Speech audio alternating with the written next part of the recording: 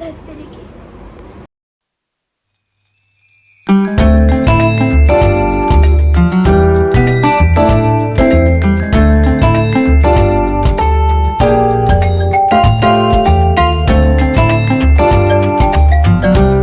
तो अगर हम पैलेस्टीन टाइम की बात करें तो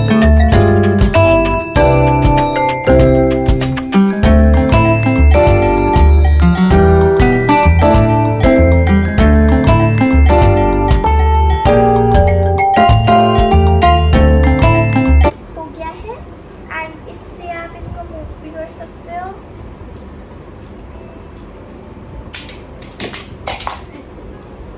धत्तरी की।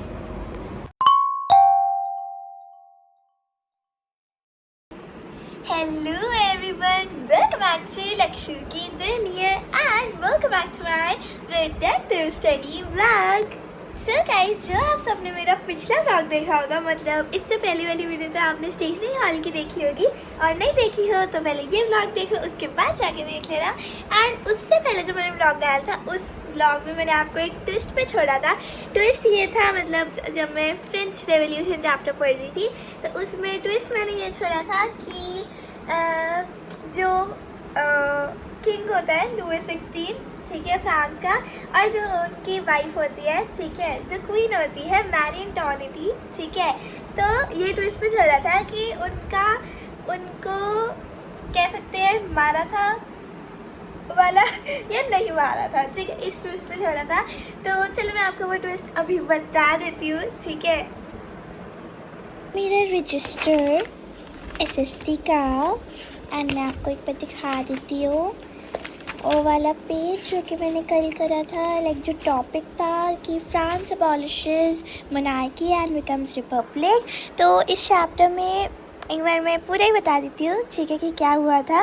तो सबसे पहले कनेक्ट द स्टोरी। तो कनेक्ट स्टोरी में क्या हुआ था कि सबसे पहले बैक स्टोरी थी इस चैप्टर की, मतलब फ्लैशबैक था कि आउटब्रेक ऑफ द रेवोल्यूशन के पहले क्या क्या हुआ था और आउटब्रेक क्यों हुआ था रेवोल्यूशन का, मतलब रेवोल्यूशन क्यों हुआ था। तो रेवोल्यूशन के बारे में हमने पढ़ा, एंड उसके बाद हमने फ्रांस का पढ़ा कि फ्रांस कैसे कॉन्स्टिट्यूशनल मोनार्की बन गया, क्योंकि लाइक सेकेंड टॉपिक था हमारा शायद से नहीं, हाँ, सेकेंड टॉपिक का ही सब टॉपिक था कि फ्रांस कॉन्स्टिट्यूशनल मोनार्की बन गया था।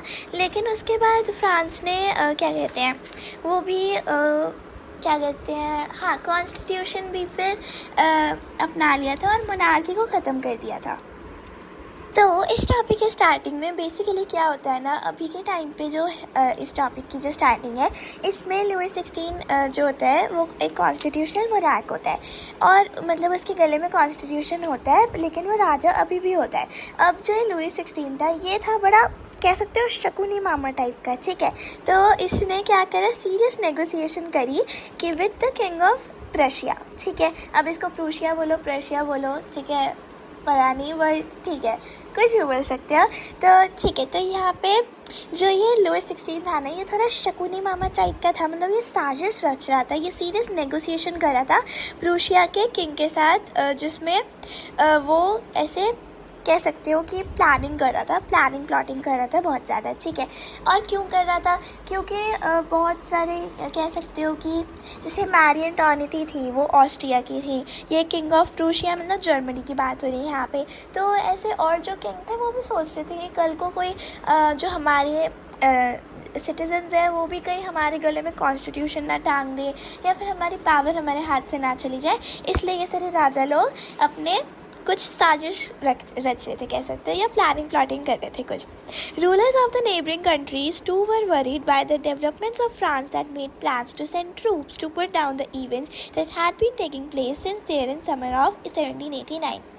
अब आउटकम क्या हुआ, मतलब जब नेशनल असेंबली को पता चला कि लुइस 16 ऐसे साजिश रच रहा है हमारे खिलाफ, तो इससे तो आउटकम क्या हुआ इस चीज़ का, आउटकम ये था कि before this could happen the national assembly voted in 1792 April to declare war against Prussia and Austria. तो इससे पहले ये लोग कुछ कर पाते, लुई 16 वगैरह और ये राजा वगैरह प्रूशिया के, ऑस्ट्रिया के, उससे पहले ही नेशनल असेंबली ने वॉर डिक्लेयर कर दिया अगेंस्ट प्रूशिया एंड ऑस्ट्रिया। अब war against Prussia and Austria कैसे हुआ?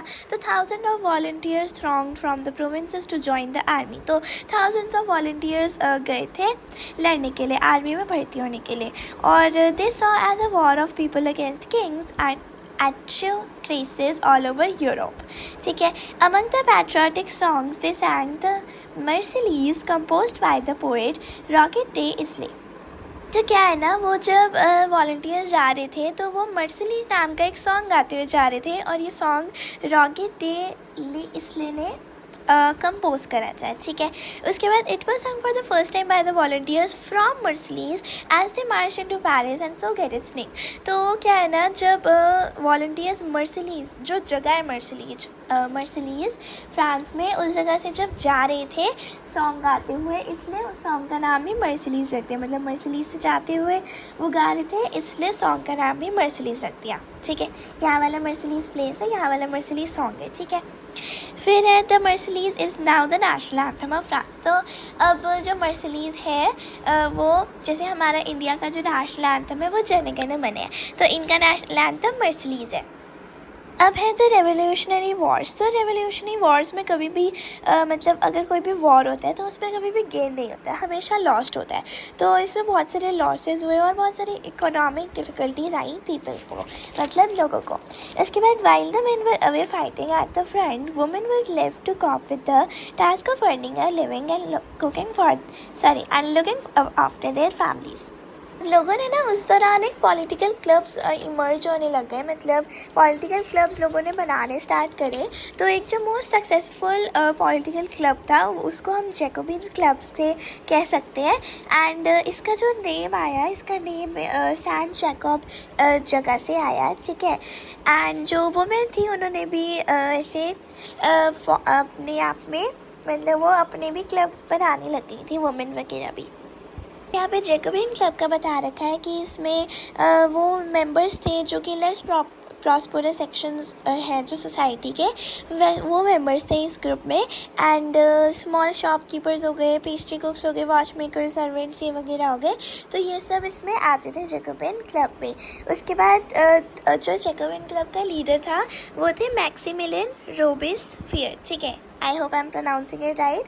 ठीक है, और जो वहाँ के मेंबर्स होते थे जैकोबिन क्लब के, वो एक लॉन्ग स्ट्रिप ट्राउज़र्स पहनते थे कुछ इस तरीके के। और वो ऐसा क्यों करते थे? क्योंकि वो क्या कहते हैं, जो और फर्स्ट स्टेट और सेकंड स्टेट के लोग होते थे वो लॉन्ग ब्रीचेस पहनते थे, लॉन्ग नी ब्रीचेस पहनते थे। ठीक है, तो इसलिए इस चीज़ का नाम पड़ा, मतलब जो तो क्या कहते हैं, जैकोबिन क्लब के जो लोग होते थे वो अपने आप को फर्स्ट स्टेट और सेकंड स्टेट के लोगों से अलग दिखाने के लिए वो ऐसे स्ट्रिप ट्राउज़र्स पहनते थे, और इनको वो सैंस क्लूटोज भी कहते थे, और उसका मतलब होता था दोज विदाउट नी ब्रीचेस। फिर है sense क्लूटस men wore in addition with a red cap that symbolizes liberty. Women however were not allowed to wear such caps. इसमें जो सैंस क्लूटस जो लॉन्ग स्ट्रिप पहनते थे कपड़े, तो उसके साथ वो एक रेड कैप को भी कॉम्बो करते थे। और हमने पीछे पॉलिटिकल सिम्बल्स में पढ़ा था कि रेड कैप का मतलब होता है कि कोई जब फ्री हो जाता है, कोई कह सकते हो कोई सर्वेंट या कोई फ्री हो जाता है, तब वो वैसी कैप पहनता है। तो वुमेन अलाउड नहीं थी रेड कैप्स पहनने के लिए, क्योंकि वुमेन के पास फ्रीडम नहीं थी उस टाइम तक। Then the event of the summer of 1792। अब 1792 में the Jacobins planned an insurrection of a large number of Persians who were angered for the short supplies and high prices of food. On the morning of August 10, they stormed the palace of Tuileries, massacred the king's guards and held the king himself as hostage for several hours. अब king को उन्होंने बंदी बना लिया jail में। अब अगर उन्होंने ऐसे सीरियस निगोशिएशन करी पर्शिया के किंग के साथ और ऐसे साजिश वगैरह रची, तो उसके वजह से भी उनको सज़ा तो मिलनी ही थी। ठीक है, later the assembly voted to imprison the royal family. Later फिर लोगों ने वोट करा कि जो लॉयल फैमिली है उसको प्रिजन में डालना चाहिए, क्योंकि फूड के भी इतने हाई प्राइजेस थे, और अगर वो राजा है तो कुछ तो राजा को करना ही चाहिए अपनी प्रजा के लिए, बट वो नहीं कर रहे थे। ठीक है, तो आउटकम क्या था, इलेक्शंस हुए। ठीक है, उसके बाद from now on man of 21 years and above regardless of wealth got the right to vote.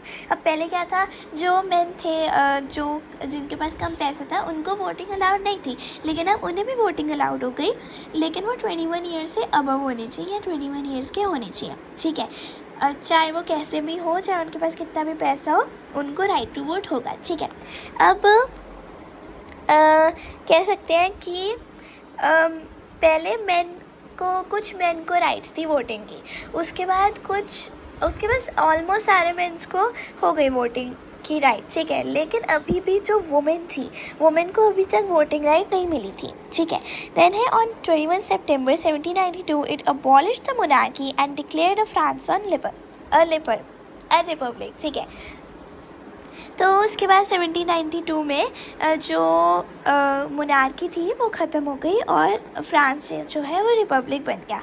अब उसके बाद क्या हुआ, अब राजा का क्या करते, तो राजा को डेथ कर दिया, मतलब राजा को मार दिया, ऐसे टैग करके मार दिया। ठीक है, एंड 21 जनवरी 1793 को राजा को टैग मार दिया। ठीक है, और उसके बाद जो क्वीन थी मैरी एंटोनिटी, उनको भी same faith shortly after time tag करके मार दिया।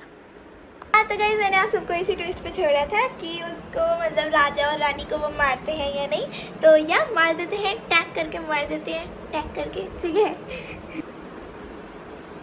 ओके गाइस, अभी कुछ सुनने में आया है कि जो न्यू एनसीईआरटी है उसके हिस्ट्री का फर्स्ट चैप्टर जो है वो है स्टोन एज, तो मैं सोच रही हूँ कि अब मैं वही करूँ, क्योंकि आई गेस जितना इम्पॉर्टेंट था ये फ्रेंच रेवोल्यूशन चैप्टर उतना मैं ये पढ़ चुकी हूँ।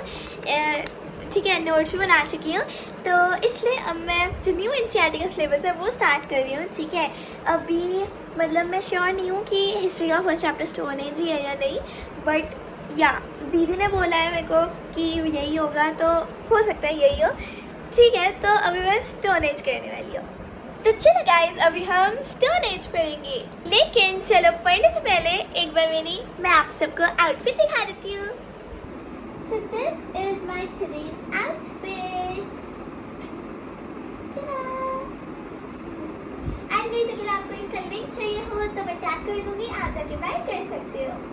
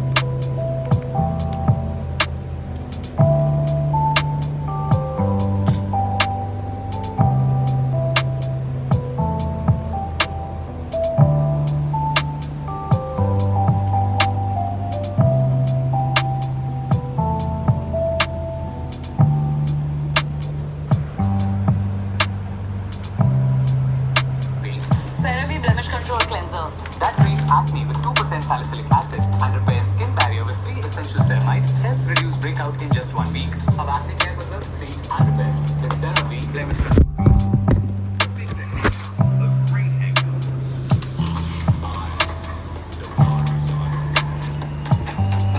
अगर पूरे अर्थ पे बर्फ देखने को मिलेगी तो क्या वहाँ इंसान का मूवमेंट आसानी से हो पाएगा? तो ठंड से बचने के लिए आप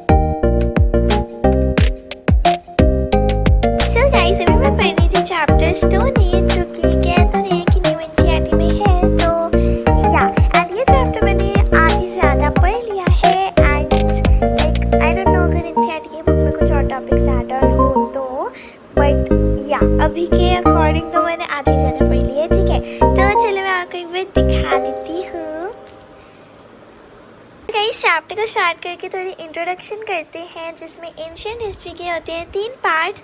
मतलब हिस्ट्री के 3 पार्ट्स होते हैं। एक होती है एंशिएंट हिस्ट्री, एक होती है ancient, medieval and modern history. ठीक है, अब एंशिएंट हिस्ट्री के भी 3 पार्ट्स होते हैं। एक होता है प्री हिस्ट्री, एक होता है प्रोटो हिस्ट्री और एक होता है हिस्ट्री।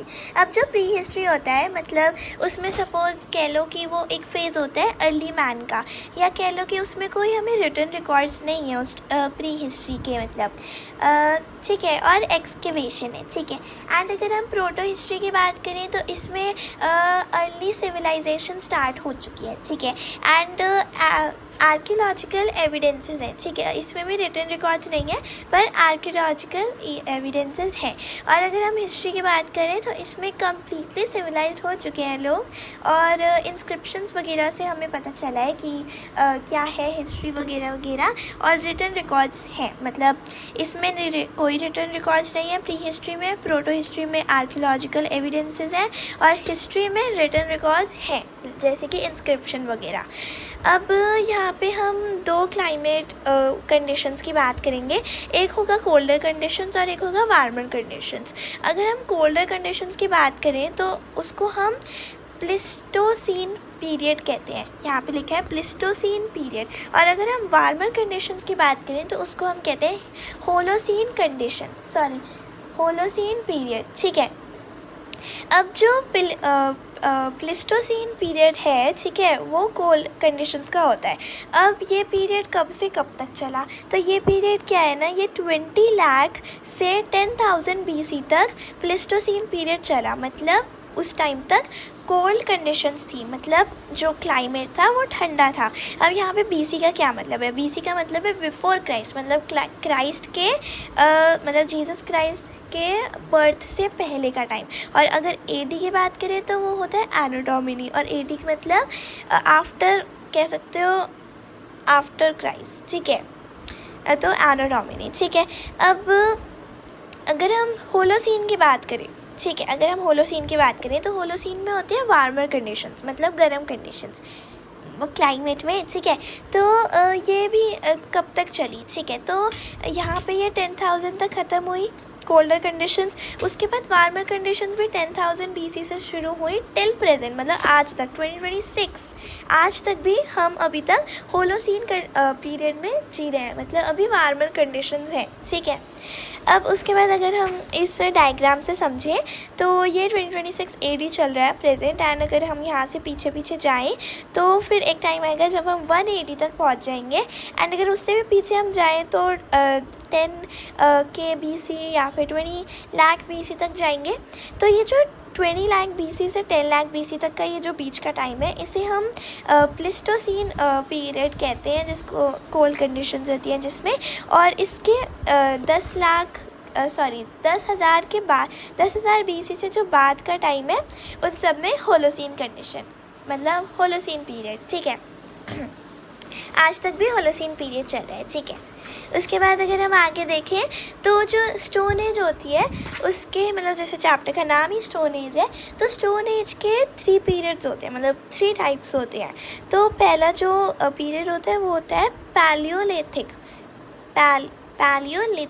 पीरियड। ठीक है, जो दूसरा होता है वो होता है मेसोलिथिक पीरियड, और जो तीसरा होता है वो होता है नियोलिथिक पीरियड। अब अगर हम पैलियोलिथिक पीरियड की बात करें तो ये ज़्यादातर ओल्ड स्टोन एज की बात करता है। ओल्ड स्टोन एज मतलब स्टोन एज, मतलब जब स्टोन एज स्टार्ट हुई थी तब का टाइम। ठीक है, और अगर हम मेसोलिथिक की बात करें तो ये इसको हम मिडिल स्टोन एज भी कहते हैं। मिडिल स्टोन एज मतलब स्टोन एज में थोड़ा इम्प्रूवमेंट आ गया था तब तक। और अगर नियोलिथिक उसकी बात करें, नियोलिथिक पीरियड की, तो उसमें हम न्यू स्टोन एज के बारे में पढ़ते हैं। अगर हम पैलियोलिथिक की बात करें तो ये 5 लाख BC से 10,000 BC तक का पीरियड है। मतलब अगर हम यहाँ पे दोबारा से आएँ तो 10 लाख के बाद यहाँ पे 5 लाख आ जाएगा, फिर ये 20 लाख तक का। ठीक है, तो यहाँ से शुरू होता है ये पैलियोलिथिक पीरियड। ठीक है, और इसमें पैलियोलिथिक पीरियड के भी 3 टाइप्स होते हैं, जो कि मैंने यहाँ पे और अच्छे से एक्सप्लेन करे हैं। जो पैलियोलिथिक पीरियड के 3 टाइप्स है ना, एक होता है लोअर पैलियोलिथिक, एक होता है मिडिल पैलियोलिथिक और एक होता है अपर पैलियोलिथिक। अब यहाँ पे मैंने लिखा भी है। अब जो लोअर पैलियोलिथिक होता है वो 5 लाख BC से 50,000 BC तक चलता है। मतलब चला है। और जो मिडिल पैलियोथिक होता है वो 50,000 BC से 40,000 BC तक चला है, और जो अपर पैलियोथिक है वो 40,000 BC से 10,000 BC तक चला है। और फिर ये मेसोलिथिक के भी ईयर लिखे हैं और नियोलिथिक के भी ईयर लिखे हैं, ठीक है। अब अगर यहाँ पे हम प्लेस्टोसीन की बात करें तो प्लेस्टोसीन क्या था, कोल्ड कंडीशंस का, ठीक है। तो ये जो कह सकते हो कि ये जो पैलियोलिथिक और मेसोलिथिक है, नहीं सॉरी, सिर्फ ये जो पैलियोलिथिक है ये पूरा कह सकते हो, ये तीनों को मिला के ये पूरा प्लेस्टोसीन में आता है, ठीक है। उसके बाद 10,000 BC तक, क्योंकि यहाँ अपर पैलियोलिथिक भी 10,000 BC तक ख़त्म हो जाता है, और प्लेस्टोसीन कब तक था, 20 लाख से 10,000 BC तक ही था, और यहाँ पे भी 10,000 BC तक ये अपर पैलियोलिथिक भी एंड हो जाते हैं, और फिर मेसोलिथिक आ जाता है, ठीक है। तो अभी अगर हम सिर्फ पैलियोलिथिक की बात करें तो पैलियोलिथिक के पीरियड में प्लेस्टोसीन पीरियड था, ठीक है। और अगर हम 10,000 BC की बात करें तो 10,000 BC तक कुछ मॉडर्न ह्यूमंस आ गए थे जिसको हम होमो सैपियंस भी कहते हैं। अब अगर यहाँ पे हम इस प्यारे से इसको समझें, ये जो मैंने प्यारा सा डायग्राम बनाया है, ठीक है, तो इसमें आप सबसे पहले देख सकते हैं। तो अगर हम पैलियोलिथिक टाइम की बात करें तो उसमें जैसे कि 3 टाइम्स आते हैं, मैंने भी बताया था, लोअर पैलियोलिथिक, मिडिल पैलियोलिथिक और अपर पैलियोलिथिक, ठीक है। अगर हम क्लाइमेट की बात करें तो अगर हम लोअर पैलियोलिथिक के क्लाइमेट की बात करें तो उस टाइम पे क्या था, कोल्ड क्लाइमेट था क्योंकि प्लेस्टोसीन का पीरियड था, और फायर की डिस्कवरी हो गई थी। अब अगर लोगों को ठंड लगेगी तो वो कुछ तो डिस्कवरी करेंगे किस चीज़ की जिससे उन्हें गर्माहट मिले, तो इसलिए उस टाइम फायर की डिस्कवरी हुई थी। उसके बाद अगर हम मिडिल पैलियोलिथिक की बात करें तो मिडिल पैलियोलिथिक में भी कोल्ड क्लाइमेट था, पर हाई एम्पलीट्यूड्स पे ज़्यादा कोल्ड क्लाइमेट था और ग्राउंड के एरियाज़ पे थोड़ा कम कोल्डर था, ठीक है। अगर हम अपर पैलियोलिथिक के क्लाइमेट की बात करें तो अपर पैलियोलिथिक तक क्लाइमेट जो था वो थोड़ा वार्मर होने लगा था, मतलब क्लाइमेट गेटिंग वार्मर। अब अपर पैलियोथिक के जस्ट बाद मीसो पैलियोथिक आ जाता है, ठीक है। तो उसके बाद होलोसीन पीरियड स्टार्ट हो जाता है, तो इसलिए अपर पैलियोथिक तक ही क्लाइमेट थोड़ा सा वार्मर होना शुरू हो गया था, plus last age of ice ages, मतलब अपर जो पैलियोथिक था वो last age of ice ages थी, ठीक है। अब अगर हम सेटलमेंट्स की बात करें तो लोअर पैलियोथिक में क्या था कि लोगों को नॉलेज नहीं थी कि घर कैसे बनाना है, मतलब लोगों को, मतलब तीनों स्टेजेस में ही ना लोगों को नॉलेज नहीं थी कि घर कैसे बनता है, ठीक है। अब उन्हें नॉलेज नहीं है कि घर कैसे बनाते हैं तो वो किस में रहेंगे, क्योंकि रहने के लिए तो जगह चाहिए, तो रहने के लिए वो या तो रॉक शेल्टर्स में रहते थे और या तो केव्स में रहते थे, ठीक है। तीनों स्टेजेस में सेम बात थी। और अगर हम जगहों की बात करें, ठीक है, तो लोअर पैलियोथिक में लोग ज़्यादातर बेलन वैली में रहते थे, सोन वैली में रहते थे, भीमबेटका में रहते थे। एंड अगर हम मिडिल पैलियोथिक की बात करें तो इसमें ज़्यादातर लोग दिंदवाना में रहते थे, नियर नर्मदा रिवर रहते थे, विशाखापट्टनम और अजमेर वगैरह में लोग रहते थे। और अगर हम अपर पैलियोथिक की बात करें तो लोग बेलन वैली में भी रहना दोबारा शुरू हो गए थे, जहाँ पे हमें बहुत सारी एनिमल बोन्स भी मिली है, जिससे हम ये कह सकते हैं कि वहाँ पे रहते थे लोग, ठीक है। फिर है मुच्छेता चिंतामानु गावी, ठीक है, I hope I am pronouncing it right, ठीक है, जो कि जिसको कुमोल एपी भी कहते हैं, ठीक है। और अगर हम ऑक्यूपेशंस की बात करें तो ऑक्यूपेशंस में भी तीनों में सेम ही था, मतलब लोअर पैलियोथिक में भी के भी टाइम में जो लोग थे वो हंटर्स थे, फूड गैदरर्स थे, मतलब वो हंटिंग करते थे एनिमल्स वगैरह की, एंड वो खाना ढूंढते थे। एंड मिडिल पैलियोथिक में भी सेम और अपर पैलियोथिक में भी सेम, मतलब तीनों में वो हंटर्स और फूड गैदरर्स थे। अब अगर हम टूल्स की बात करें कि वो क्या टूल्स यूज़ करते थे, मतलब हंटिंग करते थे वो वगैरह वगैरह काम करते थे, तो उनके लिए वो टूल्स कौन कौन से यूज़ करते थे, मतलब टूल्स की क्या क्या डिस्कवरी हुई थी। तो अगर हम लोअर पैलियोथिक में टूल्स की बात करें तो क्लीवर्स की डिस्कवरी हुई थी, हैंड एक्सेस की हुई थी, पेबल टूल्स की हुई थी। इन सब की फ़ोटोज़ अभी मेरे पास नहीं है, बट जब मेरे पास होंगी, जब मेरे पास बुक आएंगी तो मैं आप सबको इनकी फ़ोटोज़ भी दिखाऊंगी, ठीक है। अब अगर हम फ्लेक बेस्ड टूल्स की बात करें, मतलब अगर हम मिडिल पैलियोथिक के टूल्स की बात करें तो उसमें जैसे फ्लेक बेस्ड टूल्स आ गए, स्क्रैपर्स आ गए, बोरर आ गए। उसके बाद अगर हम अपर पैलियोथिक की बात करेंगे तो फ्लिंट बेस्ड इंडस्ट्री आ गई, पैरेलल साइड ब्रेड्स, मतलब जिनके पैरेलल साइड ब्रेड्स हो, ब्लेड जोन, ठीक है, और ब्यूरिंग, ठीक है। ब्यूरिंग को हम आज के टाइम में स्क्रू ड्राइवर्स भी बोलते हैं, ठीक है। तो यही था चैप्टर जो कि अभी मैंने पढ़ा है।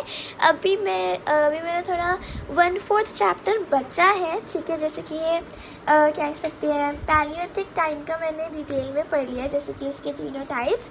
अब ये मेसोलिथिक और नियोलिथिक बचा है, ठीक है। तो ये मैं नेक्स्ट वीडियो में करूँगी, मतलब मैं कल करूँगी। सो गाइस, आज की वीडियो में मैं आपको एक अनबॉक्सिंग भी दिखाने वाली हूँ, ठीक है। तो ये कह सकते हो ये एक स्टैंड है, ठीक है, शूटिंग के लिए। ओह माय गॉड, हाँ, फ़ोन करने वाला था, ठीक है। तो अगर आपको कोई भी वीडियो बनानी है, कहीं पे भी रिकॉर्ड करना है, तो आप इस स्टैंड को यूज़ कर सकते हो।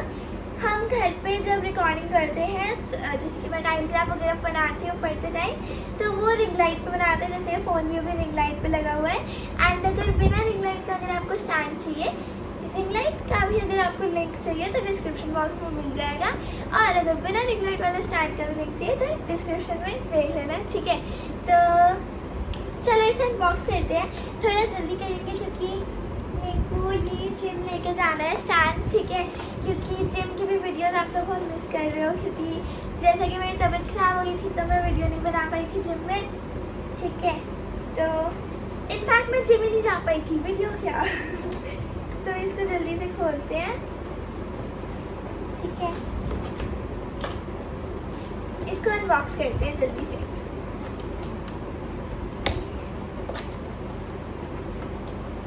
मैं आपको जो भी चीज़ें दिखाती हूँ, आपको उन सबका लिंक डिस्क्रिप्शन बॉक्स में मिल जाएगा, तो चिंता मत करा करो, ठीक है। ये इसके अंदर से निकला है। आई गेस इसका भी सेटअप करना होगा, थोड़ा बहुत जल्दी करना होगा क्योंकि मम्मा आने वाली है 10-15 मिनट में ही। एंड मुझे रेडी भी होना है जिम के लिए, रेडी भी होना है, इसको भी रेडी करना है, दोनों चीज़ें करनी है, ठीक है। इसको अगर हम सामान बाहर निकालें, इसको तरीके, ठीक है, कोई बात नहीं। हाँ, तो ये आपको कुछ इस तरीके से स्टैंड मिलेगा, आप इसको ऐसे करके खोल सकते हैं, ऐसे करके, ठीक है। एंड अभी ये लगाना है इसके ऊपर, इस पे क्या होता है ना, फ़ोन लगता है इस पे, तो इसको ऐसे लगाते हैं इसके ऊपर। मुझे दीदी से पूछना पड़ेगा कि ये कैसे लगता है, बट आई कैन ट्राई।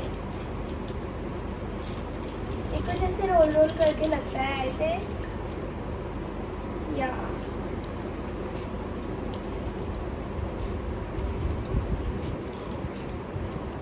या टाइट हो रहा है थोड़ा सा।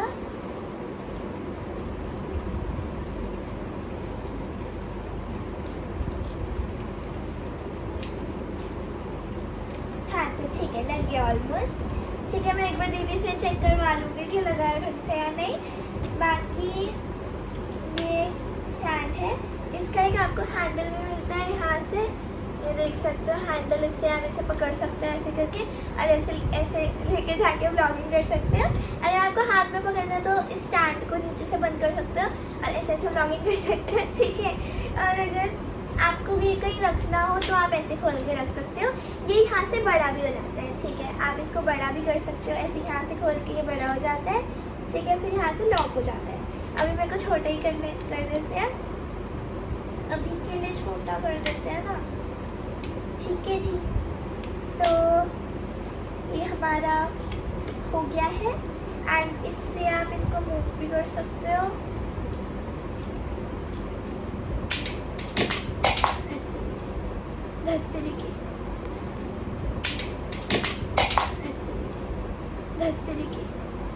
गाइस, मैंने जल्दबाजी में अपना कंधा भी तोड़ लिया और स्टैंड भी तोड़ लिया। मेरे को कहते हुए इतना गुस्सा आ रहा है अपने ऊपर। लिटरली 2000 समथिंग का होता है ये, एंड आई हैव जस्ट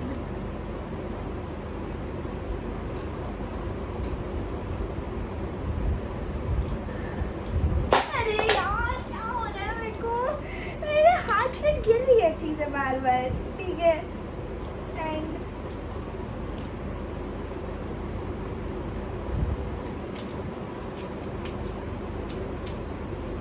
मेरा रिव्यू देने से पहले ही टूट गया। मेरे पास ऐसा सेम एक और भी है, ठीक है, पर जैसे मेरे को और दीदी दोनों को रिकॉर्डिंग करनी होती है तो 2 चाहिए थे, इसलिए हमने 2 स्टैंड पे इन्वेस्ट करा, बट एक तोड़ दिया मैंने। दीदी को क्या बताऊंगी ब्रो, क्या बताऊंगी दीदी को, मैंने तोड़ दिया, तोड़ दिया, तोड़ दिया। मुझे समझ नहीं आ रहा मैं हंसूं या रोऊं, मेरे को दोनों हो रहे हैं अभी। ये टूट चुका है इन एक्चुअल फॉर रियल।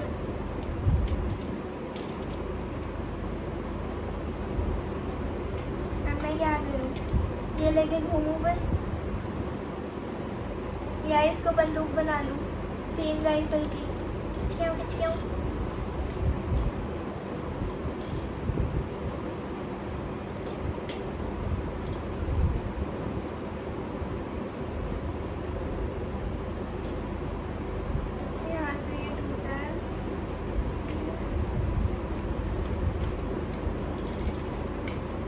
यार ये ना ऐसे घूम के, ऐसे में घूम के ये ऐसे हो जाता है, मतलब शायद गलत साइड से घुमा दिया।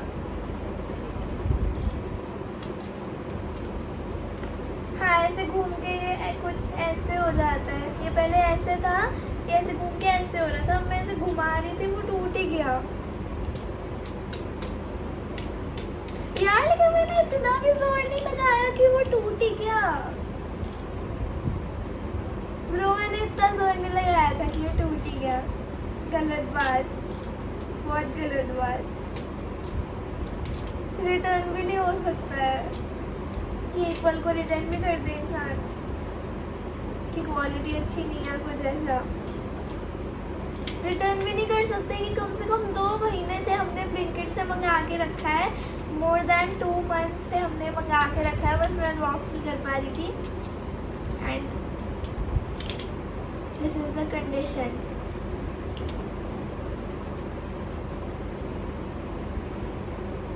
सच बताओ ना, मैंने इतना जोर से करा भी नहीं कि ये टूट जाता, मैं बस ऐसे कर रही थी, ठीक है, वो घूमने का था सिस्टम ऐसे, ठीक है,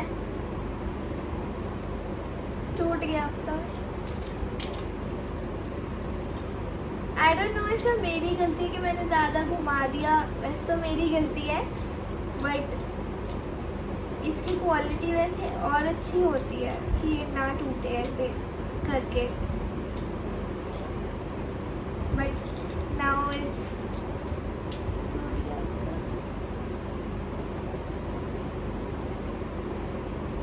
मैं कुछ नहीं कह सकती अब और बाय। तो गाइस मैं जिम के लिए रेडी हो गई हूँ, ऑलमोस्ट मेरे को शूज़ पहनने बचे हैं। एंड दीदी ने मेरे को बताया कि जो हमारे पास ऐसे ही सेम स्टैंड है ऑलरेडी, वो नासा कह दिया, सॉरी, वो नाफा का नहीं है, ठीक है, ये जो स्टैंड है मेरे से टूटा है, ठीक है, ये नाफा का है। एंड जो हमारे पास ऑलरेडी स्टैंड है जो कि हमें अच्छा लगता है एंड जो बहुत अच्छा चल भी रहा है बहुत महीनों से, ठीक है, तो उस ब्रांड का नाम है डिजिटेक, ठीक है। पहली बात, ये कोई प्रमोशनल वीडियो नहीं है, कोई स्पॉन्सर वीडियो नहीं है, ठीक है। और दूसरी बात कि ये स्टैंड को मैंने बस हल्का सा ऊपर करने की कोशिश करी थी, ठीक है, उसका जो एडजस्ट का होता है, एंड मैंने जैसे ही करा तो वो टूट गया, ठीक है, ठीक है। तो ये 800-900 का आया था, आप लोग मत मंगाना, ठीक है, आप लोग डिजिटेक से मंगाना, डिजिटेक, ठीक है। डिजिटेक का मैं आपको लिंक दे दूँगी डिस्क्रिप्शन में, नाफा का भी दे देंगे लिंक, ठीक है, आपकी मर्ज़ी मंगाना हो अगर आपको तो, बट मेरे अकॉर्डिंग तो this is not worth it, this is not worth it, but Digitek का वर्थ इट है, तो आप डिजिटेक से मंगा लेना, नाफा से मत मंगाना।